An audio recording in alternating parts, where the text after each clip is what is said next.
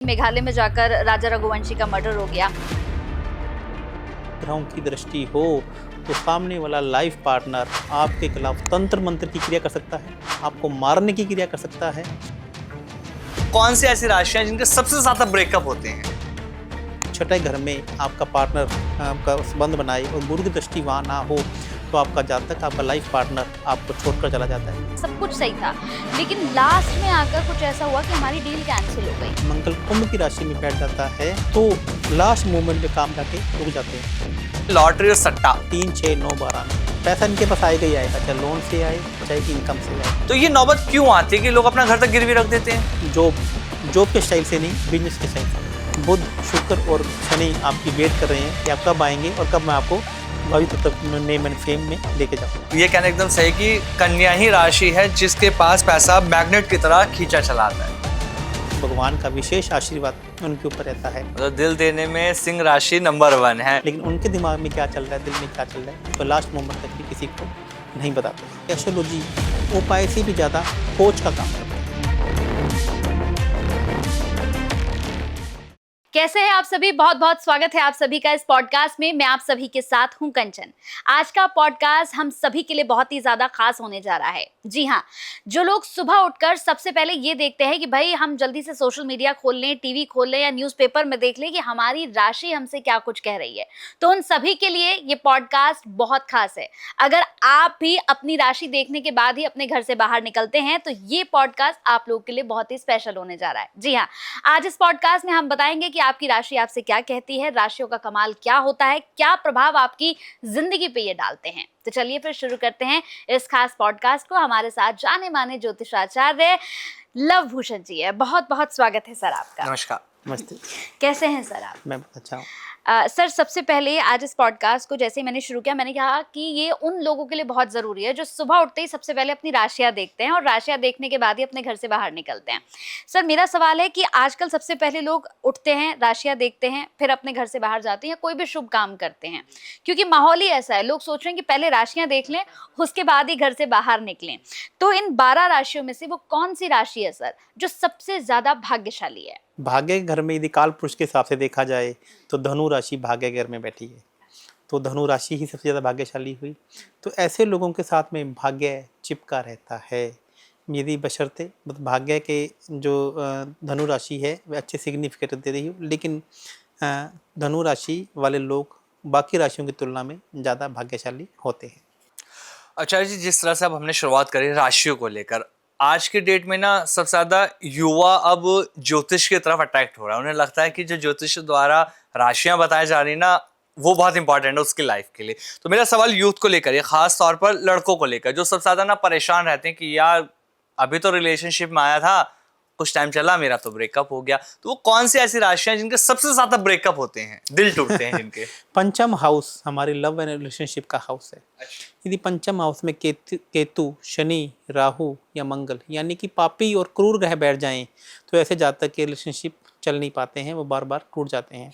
और पंचम हाउस का स्वामी जितने ज़्यादा ग्रहों के साथ में संबंध बनाता है उतने ही जातक के लव एंड रिलेशनशिप में वह रहता है। तो पंचम हाउस इसका मुख्यतः सिग्निफिकेटर है ये जानने का कि आपका लव ब्रेकअप होगा या आपकी लव मैरिज होगी या ब्रेकअप चलेगा या नहीं चलेगा, आप लिव इन रिलेशनशिप में रहोगे, जातक आपके लिए ईमानदार होगा या नहीं होगा।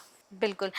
एक बहुत इंपॉर्टेंट सवाल पूछने जा रही हूँ सर मैं। माहौल के हिसाब से जैसा माहौल चल रहा है, हम देख रहे हैं कि भाई आजकल क्या हो रहा है ना सर, कि बीवियां जो हैं बड़ी आतंकी हो गई हैं। मतलब अपने पतियों को मार दे रही हैं, कोई ड्रम में डाल दे रहा है, कोई आपने अभी देखा कि मेघालय में जाकर राजा रघुवंशी का मर्डर हो गया। तो मेरा सवाल है कि आजकल ना खासतौर से लड़कों की ये टेंशन हो गई है कि भाई अब आने वाले समय में अगर शादी करेंगे तो पत्नी अच्छी मिलेगी, साथ निभाने वाली मिलेगी या नहीं मिलेगी? देखिए आजकल हम लोग क्या करते हैं, सिर्फ और सिर्फ कुंडली मिलान कर लेते हैं या फिर एक मांगलिक चेक कर लेते हैं कि जातक मांगलिक है या नहीं। इससे भी ज़्यादा इम्पोर्टेंट है कि आपका 7वां घर या फिर तुला राशि। यदि 7वां घर जो हमारी शादी का घर है, रिश्तों का घर है, उसका स्वामी छठे घर में बैठ जाए तो आपका आपकी वाइफ के साथ में या आपकी लाइफ पार्टनर के साथ में कोर्ट केस कचहरी तक हो सकता है। यदि 7वें का मालिक 7वें से 8वें में यानी कि दूसरे भाव में काल पुरुष कुछ कुंडली में देखा जाए। वैसे देखा जाए तो 7वें का 8वां क्या हो गया, सेकंड हाउस हो गया। सेकंड हाउस में बैठ जाए और वहाँ पे गुरु की दृष्टि ना हो और उस पर पापी ग्रहों की दृष्टि हो तो सामने वाला लाइफ पार्टनर आपके खिलाफ तंत्र मंत्र की क्रिया कर सकता है, आपको मारने की क्रिया कर सकता है, और ऊपर से मांगलिक हो या ऐसे दुष्प्रभाव आपकी लाइफ में ज़्यादा हो जाएं तो आपके ऊपर आपका पार्टनर इस तरीके का अटैक भी कर सकता है। और 7वें का 12वां यानी कि छठे घर में आपका पार्टनर आपका संबंध बनाए और गुरु की दृष्टि वहाँ ना हो तो आपका जातक, आपका लाइफ पार्टनर आपको छोड़कर चला जाता है बिना किसी बात का बताए कि मुझे अब आपके साथ में नहीं रहना है। तो इस प्रकार से आपकी कुंडली एक मजबूत सिग्निफिकेटर बनाती है आपकी लाइफ के संबंध में। अच्छा आचार्य जी, जैसे अभी आपने कहा कि कुंडली में योग होगा तो जीवन साथी मार भी सकता है, जैसे कंचन का सवाल था, राजा रघुवंशी को लेकर ही बात करी। जब इन दोनों की शादी हुई, इन दोनों की कुंडली मिलान हुआ, तो इनके पंडित ने कुंडली मिलान किया होगा, कुंडली मिलान हुई तो देखा गया होगा, तब उनके पंडित ने क्यों नहीं पता लगाया कि इन दोनों की कुंडली में ऐसे योग बन रहे हैं कि इनकी पत्नी इन्हें मार सकती है, जबकि दोनों मांगलिक भी थे। देखिए, ये एक बहुत बड़ा हमारे भारत में एक बहुत बड़ा तर्क वितर्क का विषय है। इस पर एक कभी हम कभी बहुत सारे एस्ट्रोलॉजर मिलकर तर्क वितर्क करें तब इस पर बात निकलेगी। अभी देखिए, अभी तक भारत में शादी मिलान के लिए सिर्फ गुण मिलाए जाते हैं। गुण मिलाने का मतलब क्या कि आपके मेरे दोनों के गुण कितने मिलते हैं, मेरा नेचर आपके साथ में कितना मिलता है, यह सिर्फ और सिर्फ गुण मिला कर बताया जाता है। और इसमें सबसे इम्पोर्टेंट है नाड़ी दोष। यदि हमारे एस्ट्रोलॉजी में कहा जाता है कि नाड़ी दोष आपका नहीं मैच हो रहा तो ये शादी नहीं होनी चाहिए, आप मांगलिक नहीं है तो शादी नहीं होनी चाहिए। जबकि उससे भी ज़्यादा इंपॉर्टेंट है, मैं ये नहीं कहता कि ये इंपॉर्टेंट नहीं है जी। उससे भी ज़्यादा इंपॉर्टेंट है कि आपका 7वां घर आपकी फेवर में है या नहीं है। तो मैं भी कह रहा हूँ कि 7वें घर को भी मिलाना चाहिए। यदि आपकी दोनों की कुंडली में तलाक के योग हैं तो तलाक पक्का होगा, एक की कुंडली में तलाक के योग हैं और एक की कुंडली में तलाक के योग नहीं है तो तलाक बच जाएगा। तो ऐसे ही यदि दोनों का 7वें घर का मालिक एक का 8वें घर में बैठा गुरु ग्रह की वहाँ पे दृष्टि नहीं है तो इसका मतलब सामने वाला जो जातक है, लाइफ पार्टनर है, वो सामने वाले पे तंत्र मंत्र भी करेगा, सामने वाले को मारने की कोशिश भी करेगा कि अपने कई बार अपने ससुराल के साथ में या अपने पीहर के साथ में आपने देखा होगा ना, ऐसे के आज के नहीं हाँ, है, हाँ, हाँ। ये रामायण और महाभारत से चले आ रहे जी। हैं। तो ये चलते हैं और चलते रहेंगे क्योंकि ऐसा आपकी कुंडली में योग हैं। तो ये तो अब तो डिजिटल जी। मीडिया आ गया, हाँ, अब ऐसा पता लग हाँ, जाता है ऐसा कि पता लग सोनम गया। बेवफा तो आज ये भी है। तो ये रामायण काल से महाभारत काल से चलता है और ये चलता रहेगा। बिल्कुल। एक और सवाल है सर, जो अधिकतर हमने देखा है कि लोग आते हैं, पूछते हैं, और आपके पास भी ज़रूर आते होंगे कि भाई आचार्य जी मेरा हाथ देख लीजिए या मेरी कुंडली देख लीजिए और बता दीजिए कि लव मैरिज का योग है या नहीं है। तो ये कैसे पता लगा जा लव सकता मैरिज का योग एस्ट्रोलॉजी के अंदर जागना चेक करना बहुत ज़्यादा मुश्किल नहीं है। पंचम घर हमारा लव एंड रिलेशनशिप का है और 7th हाउस रिश्तों का है। यदि पंचम घर का संबंध 7वें घर से बन जाए या 7वें का संबंध पंचम घर से बन जाए या इन दोनों का स्वामी एक जगह जाकर इकट्ठा जाकर बैठ जाए तो आपकी कुंडली में लव मैरिज के योग बन जाते हैं। तो इसको देखना, इसको चेक करना हमें बहुत ज़्यादा मुश्किल नहीं है। लव एंड रिलेशनशिप का संबंध, उसमें रिश्ते का घर का टेस्ट जब आएगा तभी तो लव रिलेशन रिश्तों में कन्वर्ट होगा। तो ये देख सकते हैं। लेकिन आचार्य जी, लोग लव मैरिज तो कर रहे हैं, अरेंज मैरिज भी कर रहे हैं, खुशी खुशी कर लेते हैं कि भाई मेरी शादी हो गई, लेकिन शादियां तो चल भी नहीं पा रही हैं। कोई किसी को मार रहा है, कोई डाइवोर्स दे देता है। तो ये क्यों हो रहा है? कौन सी ऐसी राशियां जिनका सबसे ज्यादा डाइवोर्स हो रहे हैं, जिनकी शादी नहीं चल पा रही? कौन सी ऐसी राशि है ऐसा कहना मुश्किल है। अच्छा। तो ये संबंध मैं आपको ये कह रहा हूँ, ये डिपेंड करता है आपके टोटली 7th हाउस पे। 7th हाउस जो कि रिश्तों की स्थायित्व का घर है, रिश्तों की स्थायित्व का हाउस है। यदि वहाँ पर पापी ग्रह बैठे हों या फिर पापी ग्रहों की ज़्यादा दृष्टि हो तो आपके रिश्ते नहीं चल पाएंगे। जैसे मैंने आपको बोला कि 7th हाउस का मालिक छठे घर में बैठ जाए और वह पाप ग्रहों से युक्त हो जाए और गुरु ग्रह की वहाँ पर दृष्टि नहीं हो तो इस बात के पूरे पूरे योग बन जाते हैं कि आपका जो तलाक होने के योग है, आपकी 2 शादी के योग हैं, विधवा के योग हैं, विधुर के योग हैं। जैसे मान लीजिए लेडीज़ के केस में विधवा होता है, और ये सब बातें हम एस्ट्रोलॉजी में आप बहुत आसानी से, मतलब आसानी से तो नहीं कह सकता, इसके बहुत सारे योग होते हैं। हाँ। एक योग मैं आपको ये बता देता हूँ, यदि 7वें घर में ड्यूल राशि बैठी हो, द्विवी स्वभावी राशि बैठी हो। अच्छा। ये हैं 3, 6, 9, 12 मिथुन, कन्या, धनु और मीन राशि। इन दोनों का इनका स्वामी भी ड्यूल राशि में जाके बैठ जाए। अच्छा। और फिर या फिर 9वें घर में, 7वें घर का स्वामी 9वें घर में बैठ जाए या फिर लगन में बैठ जाए तो फिर इस बात के पक्के रिश्ते हो जाते हैं कि आपकी 2 शादियां हो जाए। मतलब ये पॉडकास्ट आज उन लोगों के लिए बहुत फायदेमंद होने वाला है जो लव मैरिज करना चाहते हैं या अपने जीवन में कुछ भी करना चाहते हैं। आप उनको पूरा गाइड कर देंगे, वो ज्योतिष बन जाएंगे। आज से जितने आसानी से आप समझा रहे हैं ना, बहुत आसान तरीके से आप समझा रहे हैं हाँ, चीजें। तो ये एस्ट्रोलॉजी के अंदर बहुत सारे योग हैं, ये न्यूमरोलॉजी में हमें नहीं मालूम चलता। जी जी। बिल्कुल, लेकिन आमिर फिर भी हम लोग देख रहे हैं कि आजकल ऐसा ज़माना आ गया है कि लव मैरिज हो या अरेंज मैरिज, लोगों का विश्वास ही पूरी तरह बिल्कुल। से उठ गया है। लोग अब लव मैरिज भी नहीं करना चाह रहे हैं, मतलब लोगों का कहना है कि नहीं भई अब रहने ही दो, क्योंकि लव मैरिज वाले भी जाकर मार दे रहे हैं। तो लोग लव मैरिज भी नहीं करना चाह रहे। मेरा सवाल है कि सर वो कौन-सी राशि है? क्योंकि हम देख रहे हैं कि बहुत सारी हत्याएँ हो रही हैं, सब कुछ हो रहा है, लेकिन फिर भी लव केसेस कम नहीं हो रहे हैं। प्यार-मोहब्बत तो फिर भी लोग कर ही रहे हैं। तो वो कौन-सी राशि है सर जो पहली बार देखते ही किसी की मोहब्बत में पड़ जाए? वाह, सिंह राशि। अच्छा। सिंह राशि हमेशा लोग क्योंकि पांचवा घर कालपुरुष की कुंडली में लव एंड रिलेशनशिप का है, तो जिनके सिंह राशि है या जिनका सिंह लगन है, ऐसे जातक जहाँ पर भी जाते हैं तो सामने वाले का उन पर दिल आ ही जाता है। ऐसे जातक जिनकी सिंह राशि है या सिंह लगन है, ऐसे जातक के मल्टीपल फ्रेंड्स होंगे, मल्टीपल लव एंड रिश्ते होने के भी ऐसे लोगों के योग होते हैं, क्योंकि भगवान का विशेष आशीर्वाद उनके ऊपर रहता है। और जो सिंह राशि है, इसे सोशल कनेक्शन की राशि भी कहा जाता है। तो ऐसे लोगों के बड़े बड़े लोगों के साथ में या अपोजिट जो सेक्स मतलब मेल है तो फीमेल के साथ में, फीमेल है तो मेल के साथ में योग कनेक्शन होने के भी योग बहुत ज़्यादा बन जाते हैं, क्योंकि ये सूर्य देवता की उन पर पहले से विशेष कृपा है। मतलब दिल देने में सिंह राशि नंबर 1 है। नंबर 1 लेकिन है। अगर हम रिश्ते निभाने की बात करते हैं ना सर, रिश्ते निभाने में ना लोग बहुत ज्यादा कंफ्यूज रहते हैं, समझ नहीं पाते कि रिश्ता निभेगा या नहीं निभेगा। तो वो कौन सी राशि के जातक होते हैं जो रिश्ते निभा पाते हैं अच्छे से? तुला राशि। अच्छा। तुला राशि के लोग रिश्ते निभाने में विश्वास करते हैं। रिश्ते बनाने में कौन विश्वास करता है? सिंह राशि के लोग। लेकिन रिश्ते निभाने में, अब जो तुला राशि वाले लोग हैं ना, वो बार बार दोस्त बदलना नहीं चाहते, वो बार बार पार्टनर नहीं बदलना चाहते, वो बार बार रिश्तों को खराब नहीं करना चाहते। तो जिनका तुला राशि है या तुला लगन है, ऐसे लोग एक ही रिलेशन को मेंटेन करना चाहते हैं और सामने वाले को भी समझते हैं, और सामने वाले का यदि रिश्ता खराब भी हो जाए तो उनसे वापिस से बना लेते हैं। आचार्य जी, अब हमने बहुत से ऐसे लोग देखे हैं और मेरी फ्रेंड लिस्ट में भी ऐसे बहुत से लोग हैं जो क्या करते हैं कि मेरी बातें तो जान लेते हैं आचार्य जी, मतलब मैं अपनी राम कथा उनको बताऊंगी तो बढ़िया से एकदम बैठ के सुन लेंगे, लेकिन अपनी कोई बात वो मुझे नहीं देते हैं। तो ये कौन सी राशि के लोग होते हैं जो अपनी बातें नहीं देते हैं? वृश्चिक राशि के लोग। अच्छा, इसको वृश्चिक राशि के जो लोग होते हैं वो अपने दिल में बहुत सारी बातें समा कर रखते हैं। ये वाटर एलिमेंट की राशि है। ऐसे लोग इमोशनल होते हैं, उनके दिमाग में क्या चल रहा है वो जल्दी से नहीं बताते हैं। हाँ, सामने वाले की बात सुन लेते हैं, सामने वाले को प्रॉब्लम सॉल्व भी बताते हैं, लेकिन उनके दिमाग में क्या चल रहा है, दिल में क्या चल रहा है, वो लास्ट मोमेंट तक भी किसी को नहीं बताते हैं। लेकिन आचार्य जी, वहीं बहुत सारे लोग ऐसे भी होते हैं ना जिनके पेट में कुछ पचता ही नहीं। अगर मैं बात करूं, बहुत सारे लोग ऑफिस में, जैसा भी कंचन ने बात करी है, ऑफिस में ऐसे लोग भी बहुत सारे होते हैं ना जो गॉसिप करते हैं, जो कहते हैं ना इधर से उधर करना, आग लगाना, जो बड़े की यूज चलता है सबसे ज्यादा।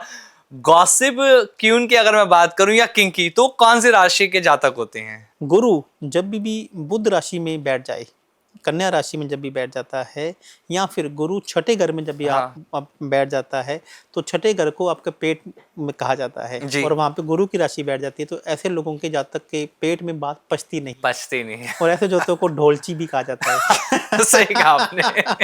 तो ऐसे कोई भी बात इन्हें मालूम चल जाए, तो यदि आपको कोई भी बात फैलानी हो, अपने कहते हैं तो इसको बता दे, उसको ये कह देना कि किसी को बताना मत, सबको तो पता वो लग सबको बता जाएगा। देगा। तो गुरु जब भी छठे घर में बैठ जाए या कन्या राशि में जब बैठ जाता है, तो ऐसे लोगों को बात उनके पेट में नहीं पचती है। बिल्कुल जी। बता दें। आचार्य जी, कुछ ऐसी राशियां भी होती हैं जिनके लिए पैसा जो है वो पहले होता है और नेम फेम ये सब कुछ बाद में होता है, तो ये कौन सी राशि होती है? कन्या राशि। अच्छा। कन्या राशि के लोग ऐसे होते हैं, जैसे आप देखिए बहुत सारे फिल्म के डायरेक्टर्स हैं, प्रोड्यूसर्स हैं, उन्हें लगता है कि यार मुझे नेम एंड फेम से मतलब नहीं, मुझे पैसा आने से मतलब है। कन्या राशि के लोग को हमेशा इंटरेस्ट चाहिए, इंटरेस्ट की इनकम चाहिए, किराए की इनकम चाहिए, उन्हें सैलरी चाहिए। कन्या राशि वालों को लोगों के साथ आप जब भी बैठकर व्यापार की बात करेंगे तो बोलेंगे भैया मेरे इनकम पहले फिक्स कर दो, ज़्यादा कमाइए तो आप रख लो, पहले आप मेरा इनकम पार्ट फिक्स कर दो। तो कन्या राशि के लोग को पहले पैसा चाहिए, नेम एंड फेम बाद में चाहिए। फिर तो आचार्य जी, मतलब ये कहना एकदम सही कि कन्या ही राशि है जिसके पास पैसा मैग्नेट की तरह खींचा चलाता है। नहीं, कन्या नहीं, कन्या के अलावा 5 राशियां और भी हैं। अच्छा, और भी हैं जिन्हें पैसे की और इच्छा पूर्ति की राशि कहा जाता है। मैं भी बोलता हूँ कि अर्थ की जो राशियां हैं, यानी कि 2, 6, 10, वृषभ, कन्या और मकर राशि, और इसके अलावा इच्छा पूर्ति की राशियां, जो सोचोगे वो आपके साथ में हो जाएगा। मिथुन, तुला और कुंभ राशि, यानी कि टोटल 6 राशियां ऐसी हैं जिनके पास पैसा चुंबक की तरह मैग्नेट खींचा की चला तरह, जाता है। जी। पैसा इनके पास आएगा ही आएगा, चाहे लोन से आए चाहे इनकम से आए। अच्छा, आपको कैसे कमाना है ये आपको ये देखना डिपेंड है, करता ये है। आपको डिपेंड करता है। जी।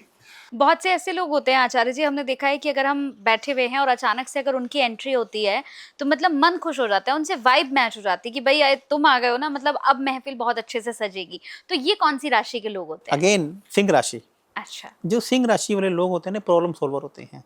ये स्पोर्ट, इनके अंदर जो स्पोर्ट्समैनशिप है ये बहुत ज़्यादा होती है।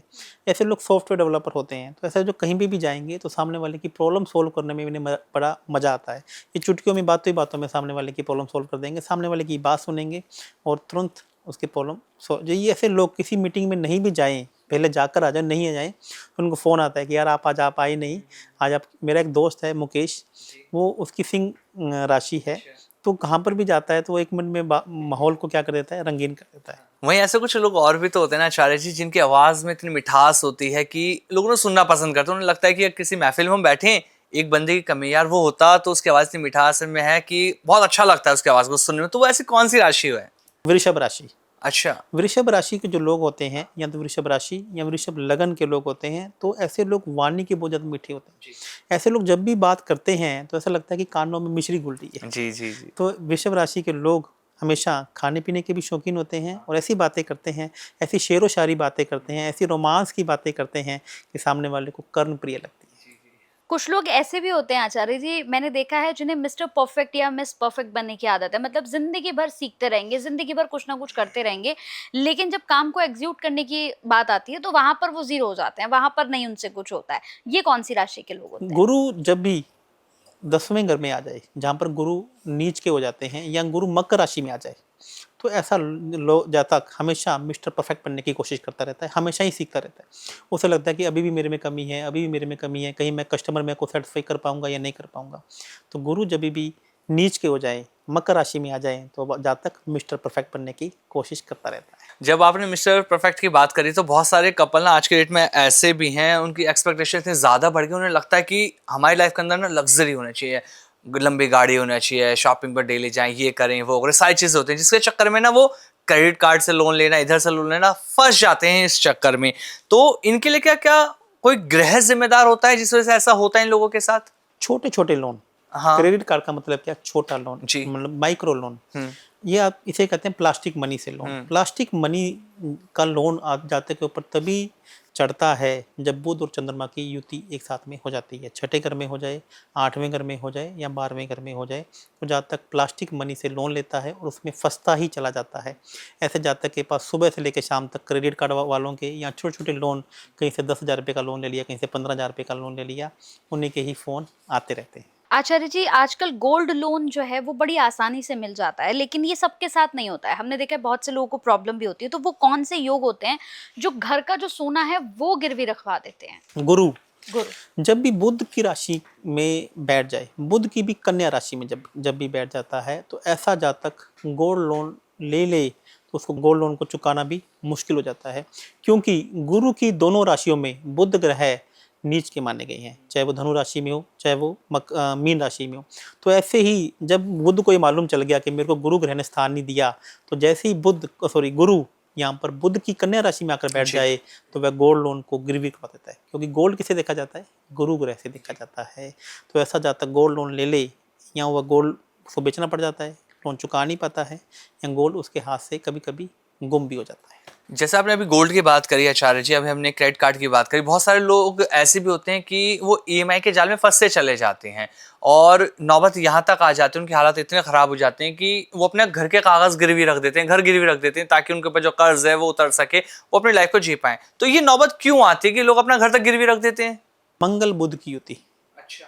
जिन भी जातक को अभी आप जितने भी मैं आपको कॉम्बिनेशन बता रहा हूँ, ये लाइव अपने पॉडकास्ट में बता रहा हूँ, आप अपनी कुंडलियाँ खोलिए और ये चेक कीजिए, जितने भी आपको मैंने कॉम्बिनेशन बताए हैं, आपको सभी के सभी कॉम्बिनेशन आपकी कुंडली में बताएंगे। यदि आप उस समस्या से परेशान हैं, यदि आपकी कुंडली में मंगल बुध की युति है, मंगल छठे घर में जाकर बैठ गया है, मंगल बुध की राशि में जाकर बैठ गया है, तो वह जातक डॉक्यूमेंट से लोन आप ले लेते हैं, डॉक्यूमेंट गिरवी रखे, बैंक लोन ले लिया। जी। कई बार हम उचंती में लोगों के पास अपना गिरवी घर रख देते हैं, तो डॉक्यूमेंट बुध है और मंगल लोन है। जी। तो इसका मतलब जब डॉक्यूमेंट को गिरवी रख के लोन लेगा, तो जब तक अब उसको चुकाने में या डॉक्यूमेंट को छुड़वाने में बुध ग्रह उसकी जान ले लेगा, उसको इसी जाल में फंसाया रहेगा कि आपको एक लोन को चुकाने में दूसरे लोन के सहारा लेना लेना पड़ेगा। है। जी। और वह लोन भी जब तक चुका नहीं पाएगा।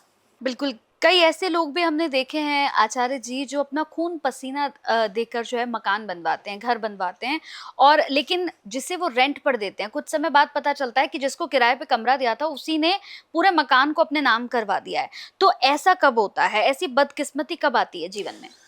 घर जिसे कहते हैं संपत्ति, घर संपत्ति का जो घर है वो चौथा घर है, चतुर्थ घर है। यदि आप चतुर्थ घर में मंगल ग्रह आकर बैठ जाए या कर्क राशि में कहीं पर भी मंगल ग्रह आकर बैठ जाए, तो ऐसा जातक किसी को भी प्रॉपर्टी किराए पे दे देता है।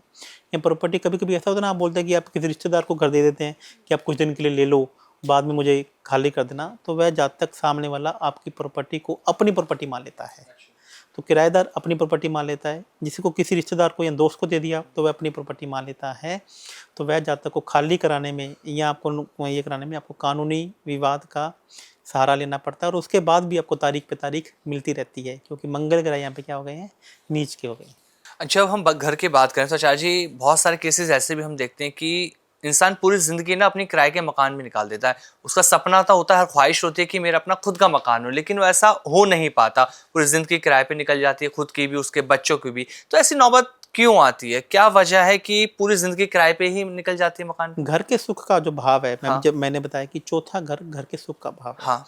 घर के सुख के भाव में जब भी नीच ग्रह के साथ में कोई पापी ग्रह भी बैठ जाए, जैसे मंगल के साथ में केतु बैठ जाए, मंगल के साथ में शनि बैठ जाए, मंगल के साथ में राहु बैठ जाए, और ऊपर से इन्हीं में तीनों में से किसी ग्रह की दृष्टि भी पड़ जाए, तो इसका मतलब है जातक को अब घर का सुख नहीं है। क्योंकि सुखेश जो है वो चौथा घर है। यहाँ पर इन ग्रहों के जितने पापी ग्रहों की, क्रूर ग्रहों की मित्रता या सलिप्ता होगी, जातक को घर का सुख नहीं मिल पाता है।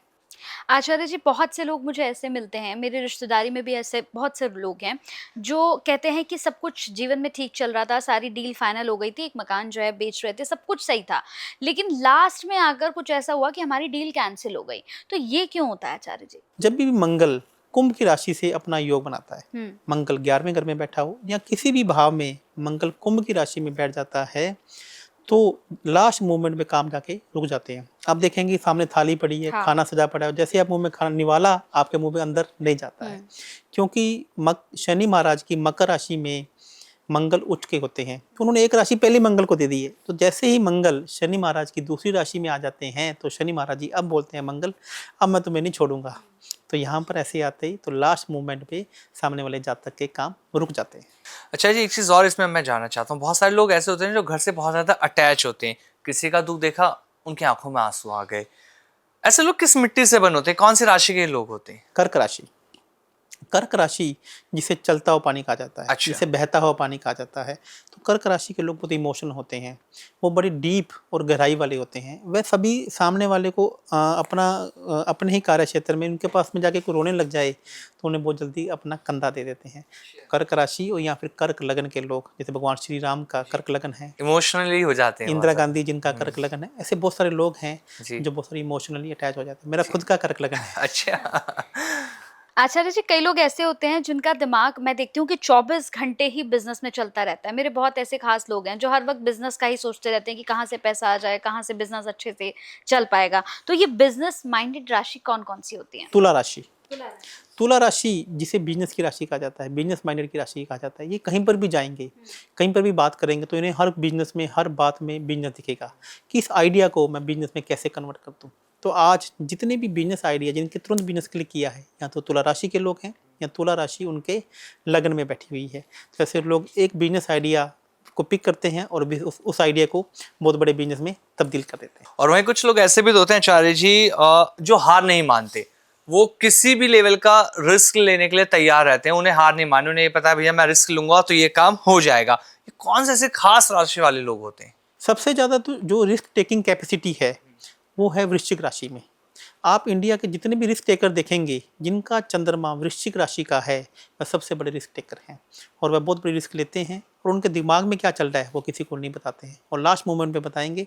दे are higher risk taker in 12 राशियों में से, जिसे कहेंगे वृश्चिक राशि। कई ऐसे लोग हमने आचार्य जी देखे हैं जो ऑफिस में बड़ा सूट बूट पहने रहते हैं, मतलब बिल्कुल अच्छे से वेल मेंटेन्ड होके कोट पैंट पहन के अच्छे से रहते हैं।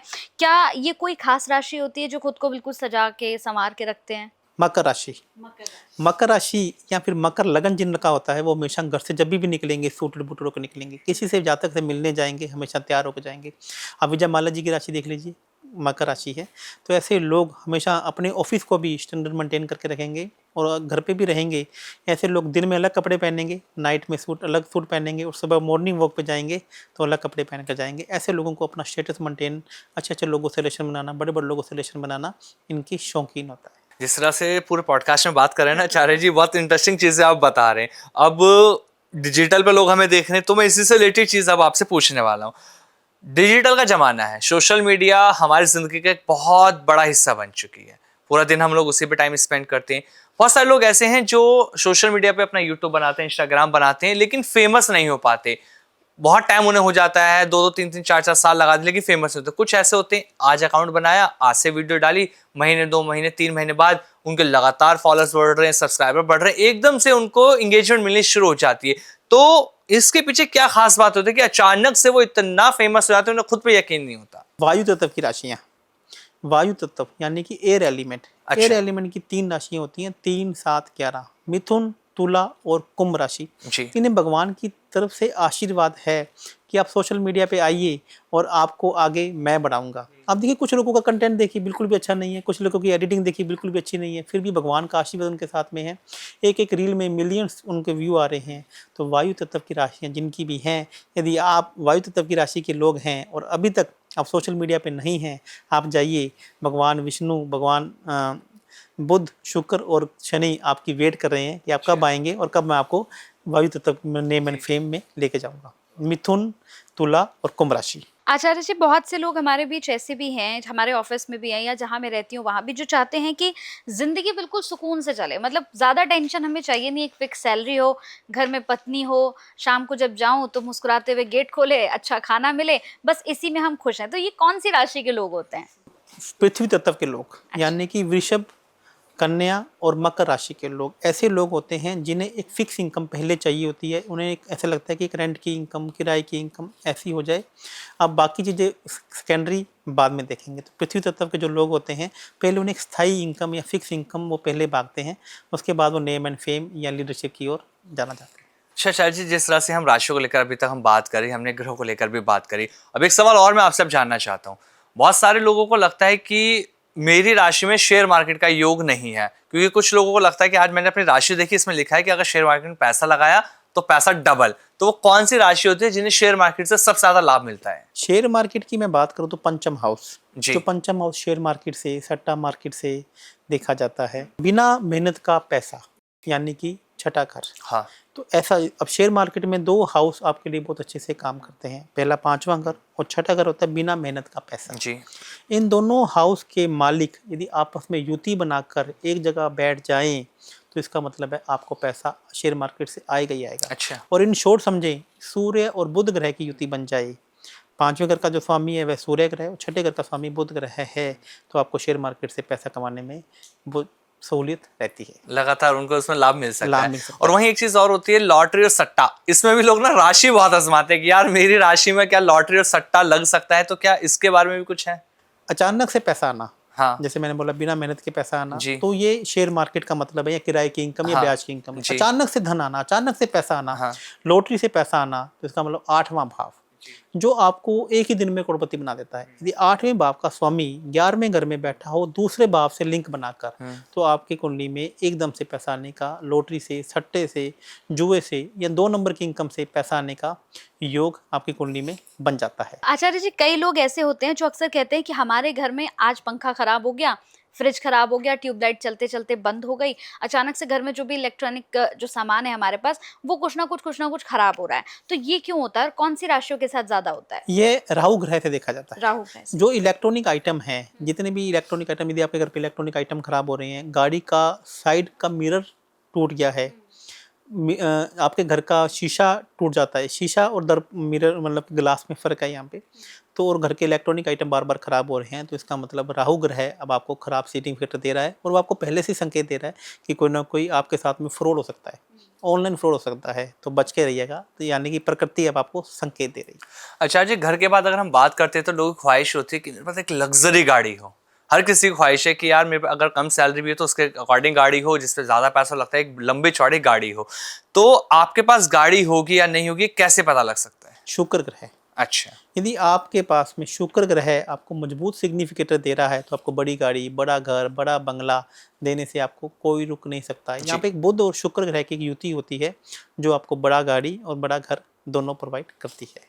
आचार्य जी, गाड़ी की बात तो हो गई, ठीक है, गाड़ी आपने बता दिया कि कैसे आती है, कौन से ग्रह से देखा जाता है, लेकिन कई लोगों को हमने देखा है कि गाड़ी बार-बार पंचर हो जाती है, गाड़ी बार-बार खराब हो जाती है, तो क्या इसमें भी कोई बात होती है या फिर ये खामखा में लोग परेशान होते हैं? नहीं, जब भी शनि ग्रह खराब हो जाते हैं, तो आपकी गाड़ी पंचर होगी, और अच्छा। जब शुक्र ग्रह खराब होंगे, तो गाड़ी बार-बार खराब होगी। अच्छा।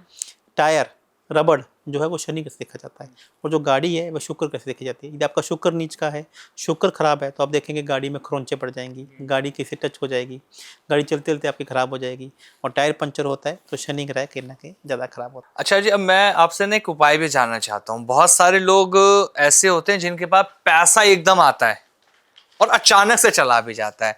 तो ऐसी कौन सी दिक्कत उनकी कुंडली में है या कौन सा ग्रह उनका खराब है जिस वजह से ये होता है कि पैसा आया और चला गया? तो अपने पैसों को कैसे संभालेगा, इसके लिए कोई उपाय है आपके पास? दूसरे घर का स्वामी जी। यदि 8वें घर में बैठ जाए, हाँ।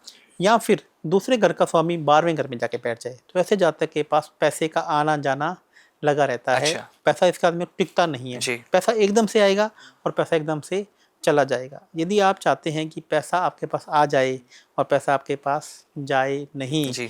तो आपको स्वीपर्स को यानी कि क्लीनर्स को आपको दूध की खीर या ठंडा दूध आपको पिलाते रहना चाहिए। मतलब आपका ये उपाय करोड़पति बना सकता है। क्योंकि एक छोटा सा उपाय जी। आपको एक बड़ी से बड़ी समस्या से बाहर भी निकाल सकता है। और जब बात होती है आचार्य भूषण जी के उपाय की, तो सबसे ज्यादा कारगर साबित भी होते हैं। हमने बहुत सारे रील देखे हैं आपके, जो करोड़पति बनाने के उपाय हैं या किसी तरह के उपाय जो आपने बनाए, लोगों ने करे, उन्होंने फायदा मिला। अब बात करते हैं सिविल सर्विस वालों को लेकर। बहुत सारे लोग ऐसे होते हैं जो सिविल सर्विस की तैयारी तो करते हैं लेकिन उनका क्लियर नहीं हो पाता। तो कौन सी राशि के लोग होते हैं?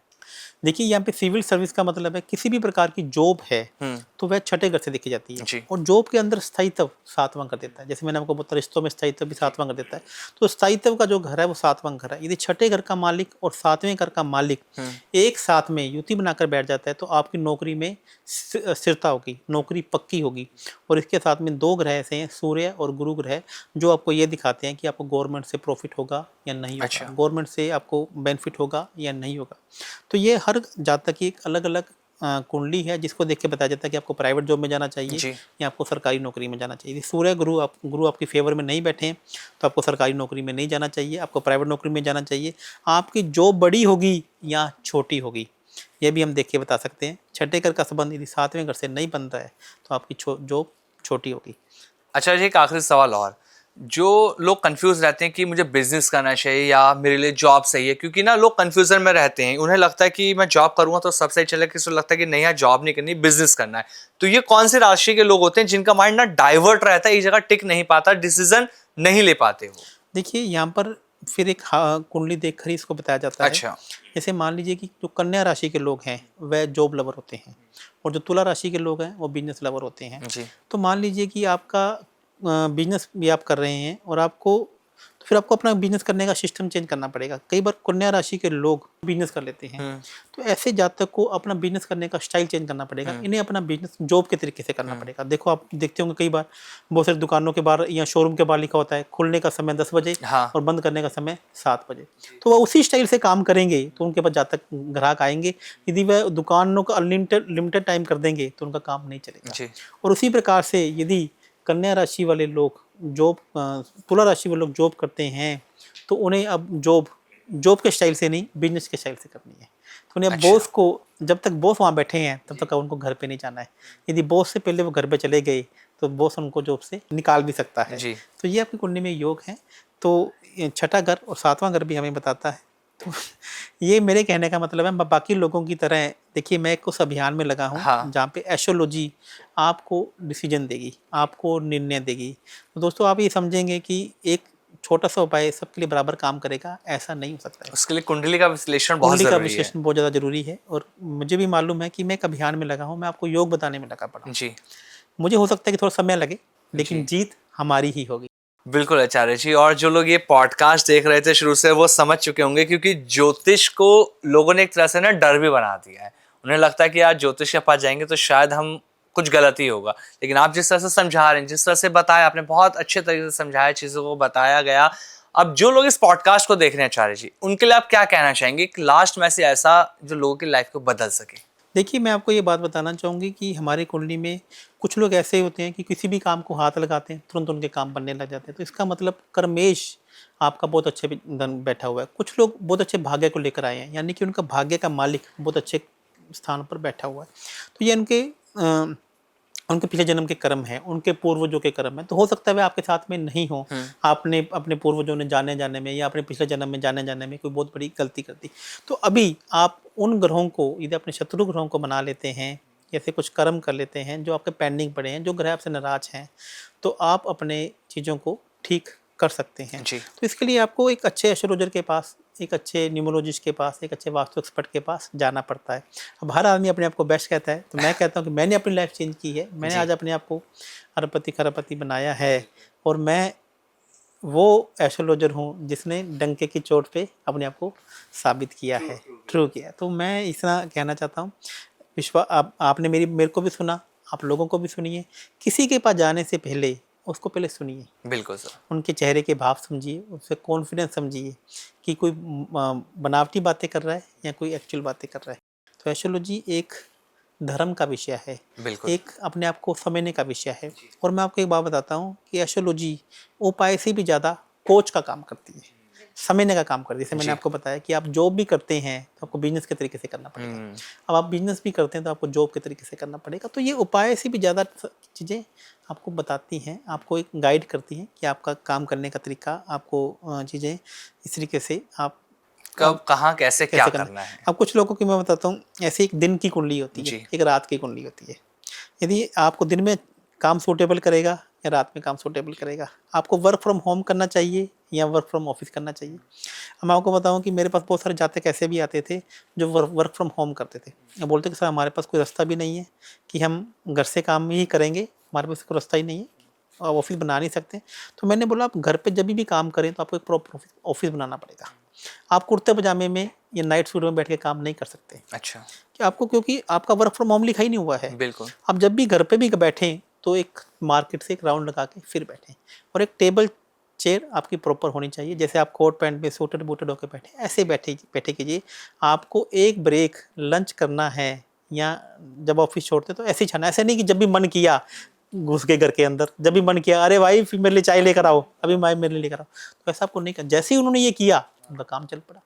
तो एस्ट्रोलॉजी एक कोच की तरह काम करती है, एक आपको ये वो आपको आपका जो काम रुका हुआ है वह आपका करवाता है। और मुझे लगता है कि अगर किसी को भी अपनी जन्म कुंडली का विश्लेषण कराने के बाद अपने जीवन को बदलना है तो लव भूषण जी हमारे साथ हैं। आप उनसे कांटेक्ट कर सकते हैं और अपनी जिंदगी बदल सकते हैं। बहुत अच्छा लगा सर आपसे मिलके, और मैंने कई प्रोग्राम्स आपके साथ किए हैं और काफ़ी आपके बारे में जाना है। तो मुझे लगता है कि वाकई में लोगों को आपसे सीखने और समझने की ज़रूरत है, क्योंकि आप एक ऐसी रिपोर्ट तैयार करते हैं जो रिपोर्ट बताती है कि आपके जीवन में क्या चल रहा है। बहुत अच्छा लगा सर। तो मैं एक लाइफ चेंजिंग रिपोर्ट हमने ऐसा शुरू किया है जिसमें बहुत सारे लोग मेरे से मिल नहीं पाते हैं, मेरा बहुत सारा वेटिंग पीरियड है। तो आप लाइफ चेंजिंग रिपोर्ट अपनी डेट ऑफ बर्थ डालिए, तो हम आपकी पूरी की पूरी कुंडली आपके सामने खोल के रख देंगे कि अभी आपके साथ में क्या चल रहा है और ये जो समस्या आ रही है उसके पीछे का कारण क्या है। अच्छा जी, जैसे अभी लाइफ चेंजिंग रिपोर्ट के बारे में बताइए, एक चीज़ और मैं आपसे पूछना चाहूँगा। जब ज्योतिष के ऊपर हम बातें कर रहे हैं तो बहुत सारे लोगों का ये सवाल भी होगा, मेरा भी आया है, तो क्या वो ज्योतिष आप सिखाते भी हैं जिस तरह से आप चीज़ें बता रहे हैं? जी, मैंने अभी ज्योतिष को सिखाना अच्छा। आरंभ किया है। तो ये ज्योतिष को सिखाना मैंने इसलिए आरंभ किया है कि हमारे भारत में जो प्राचीन ज्योतिष जिन्होंने सीखा था, वह इनके रहस्यों को अपने साथ में लेकर चले गए। अच्छा तो ये मेरी बड़ी अच्छी खुशकिस्मती थी कि मेरे गुरुजी ने मेरे को एस्ट्रोलॉजी के बारे में वो गूढ़ रहस्य बताई, वो सब चीज़ें बताई जिन्हें मैं आज एस्ट्रोलॉजी के माध्यम से जी। लोगों को समस्याओं का सोल्व कर रहा हूँ। तो आज मेरे मन में ये इच्छा है कि हम भारतवंशी पूरे विश्व में राज करें, तो ये सनातन धर्म का डंका घर घर में बजे। तो इसको लिए मैंने एस्ट्रोलॉजी को सिखाने का एक प्रण लिया है, जिसमें जितना मेरे को ज्ञान नॉलेज मेरे गुरु ने दी है, जी। मैं कोशिश करता हूँ कि वह सभी चीज़ें मैं सामने वालों को सिखाऊं। चलिए, बहुत बहुत थैंक यू सर, बहुत बहुत शुक्रिया, आपने अपना कीमती समय दिया और इतना अच्छा ये पॉडकास्ट गया है, लोग इसे बहुत पसंद करेंगे। Thank you so much sir. Thank you so much, धन्यवाद। नमस्कार सर।